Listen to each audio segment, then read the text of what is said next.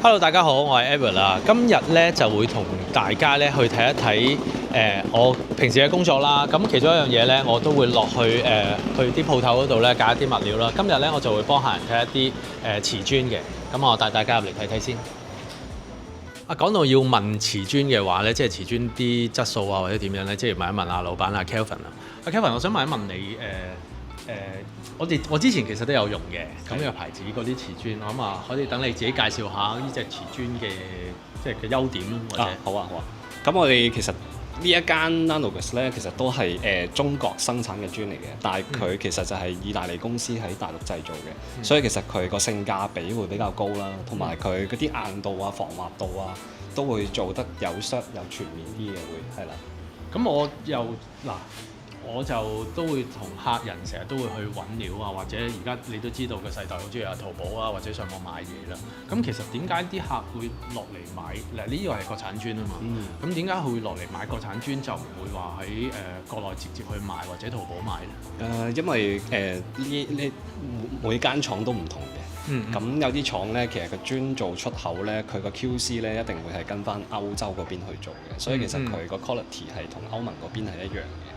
係啦，所以其實有啲客咧入到嚟都會揀翻呢個牌子嚟去選擇去購買啦咁樣。不過呢個我都有啲經驗，就係可能我哋喺國內自己落貨咁樣啦。咁當啲磚有問題啊成嘅時候咧，你就會有啲麻煩，因為或者你要換啦、紋堆啊、顏色咁樣啊。咁可能喺香港買咧，即係有翻保障咯，即係咁啊同會有個售後服務咁樣咯。係同阿 Kevin 買啦，即係我做成日同佢買就係因為。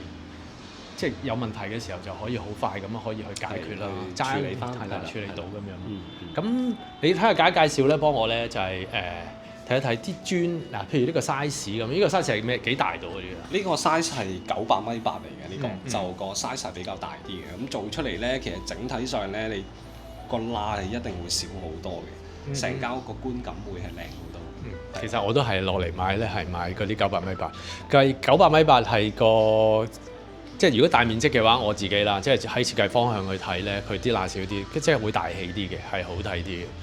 咁同埋呢一類型啦，呢啲磚咧，佢嗰個紋路啊，或者嗰個面咧，係咪會有少少唔同咧？同一般嗰啲國產磚或者歐洲磚？會㗎，你望到佢個紋咧出到嚟，佢會比較立體啲嘅，同埋你摸落去個質感咧，佢唔會話起晒沙粒嗰啲咁樣，即係個摸上去個感覺會舒服好多嘅 ，soft 啲嘅，係啦。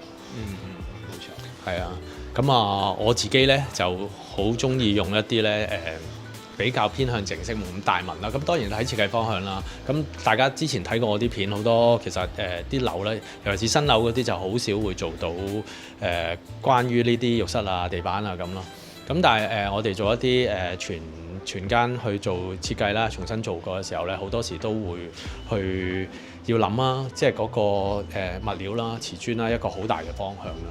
咁嚟緊嗰啲片咧，我哋會有一間咧都係會重做，咁相對大嘅會揀咗啲磚都喺度買嘅。咁到時大家留意一下啦。